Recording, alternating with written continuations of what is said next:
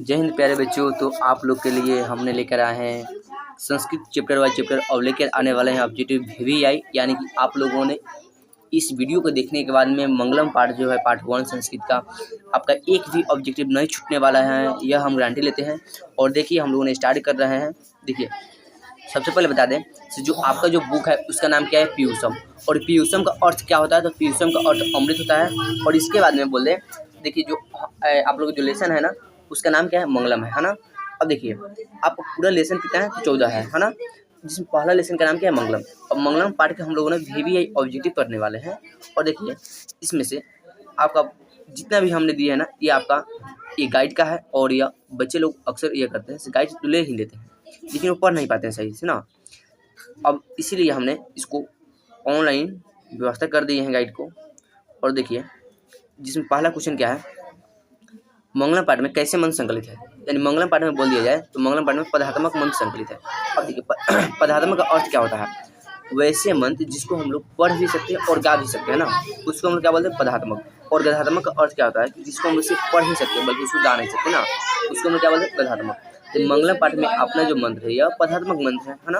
कोई बोलेगा सब बोलिए पदात्मक का अर्थ क्या होता है, कि जिसको हम लोग पढ़ते पढ़ते गा भी सकते हैं, उसको हम लोग क्या बोलते हैं, पदात्मक बोलते हैं। और देखिए नंबर 2 में क्या है, मंगलम पाठ में परमात्मा की अपार विद्या के 5 मंत्र किससे संकलित है। तो मंगलम पाठ में जो परमात्मा की अपार विद्या है वो आपका उपनिषद से संकलित है ना। और यहाँ पर आप लोग का हमने और डाउट खत्म कर रहे हैं। जो उपनिषद है ना, उपनिषद वह उपनिषद में यह होता है कि उपनिषद आपका पूरा कितना 108 है ना, जिसमें मंगलम पाठ में कितना है, जिसमें मंगलम पाठ में आपका पाँच मंत्र, कितना मंत्र है, 5 मंत्र है। और इसमें आपका 4 उपनिषद संकलित है। कितना है, उपनिषद 4। उपनिषद की संख्या कितना है, 4। ये आपका यहाँ पर और भी आगे क्वेश्चन आने वाला है। तो बोलिए मंगलम पाठ में कुल कितने उपनिषद संकलित है, तो 4। और पूरा उपनिषद की संख्या कितना होता है, 108। इसको थोड़ा याद रखना है ना। अब देखिए अब आगे नंबर क्वेश्चन, मंगलम पाठ में कितने मंत्र संकलित है, हमने अभी ना बोले हैं कितना है, 5। अब यहाँ पर बोल दिया जाए तो 5 का संस्कृत क्या होता है, तो पंच होता है। क्या होता है, पंच होता है। क्या होता है, पंच है ना। अब ध्यान दो, अब आगे नंबर क्वेश्चन दो, मंगलम पाठ का प्रथम मंत्र किस उपनिषद से लिया गया। यहाँ पर उपनिषद की संख्या तक 4 है, लेकिन पहला जो मंत्र है वो किस उपनिषद से लिया गया। तो पहले जब हम लोग संस्कृत पढ़ेंगे तो किसका नाम लेंगे, ईश्वर का नाम लेंगे। किसका नाम लेंगे, ईश्वर का नाम लेंगे है ना। यहाँ पर क्या हो जाएगा, ईशावास्य है ना। जब हम लोग पहले जब पढ़ेंगे तो किसका नाम लेंगे, ईश्वर का नाम लेंगे ना। यहाँ पर ईशावास्य उपनिषद, यानी इसका राइट आंसर क्या होने वाला है, सी होने वाला है ना। अब आगे नंबर ध्यान दो, मंगलम पाठ कहाँ से संकलित है। तो हम अभी ना बोले हैं मंगलम पाठ जो पूरा है ये आपका उपनिषद से लिया गया। तो मंगलम पाठ कहाँ संकलित होगा, उपनिषद से संकलित होगा। किससे होगा, उपनिषद से संकलित होगा है ना। अब आगे ध्यान दो, मंगलम पाठ में किसके सिद्धांत का वर्णन किया गया है। मंगलम पाठ में दर्शन शास्त्र के सिद्धांत का वर्णन किया गया है। वेद कितने प्रकार के होते हैं, तो वेद आपका 4 प्रकार के होते हैं है ना। वेद कितने प्रकार के होते हैं, 4 प्रकार के होते हैं। वेद रूपी शास्त्र क्या है, तो वेद रूपी शास्त्र का नित्य है। क्या है, नित्य है।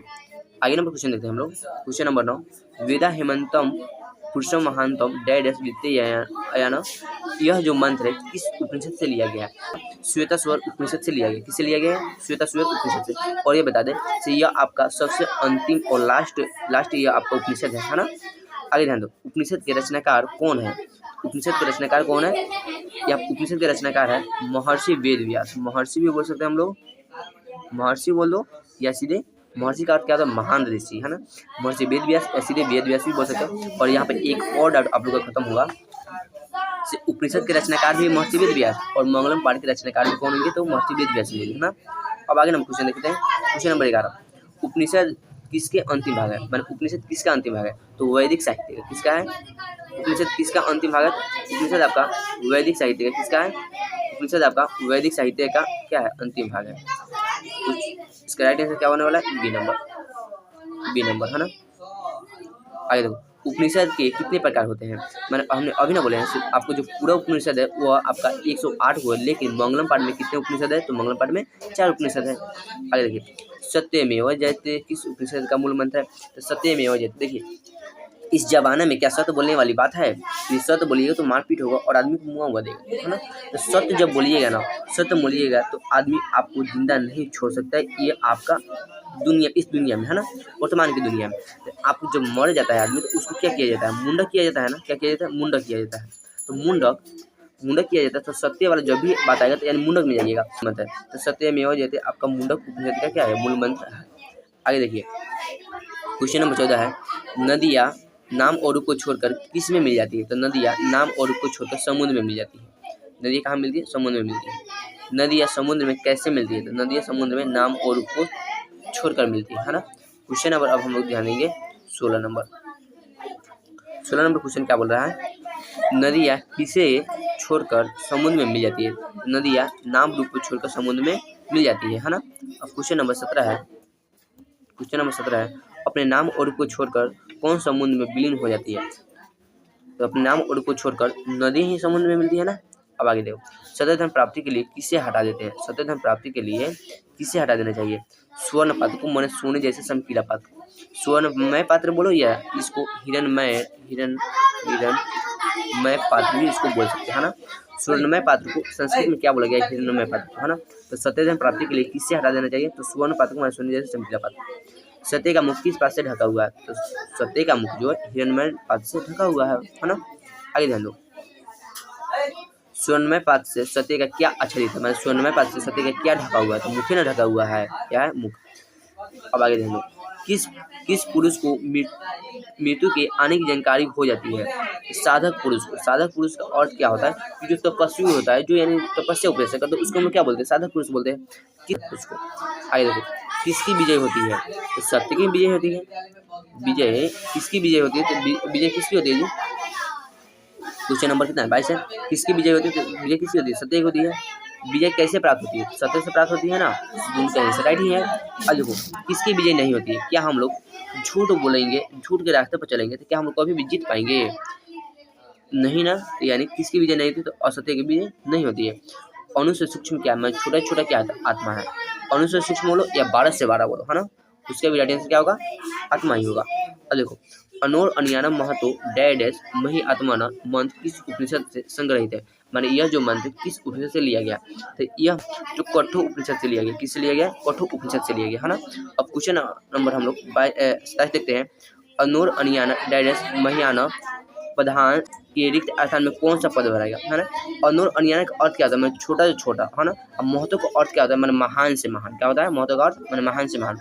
इसमें इसका राइट आंसर क्या होगा? इसका राइट आंसर होने वाला महतो। क्या होगा? महतो। महतो का अर्थ क्या था? मैंने महान से महान ना।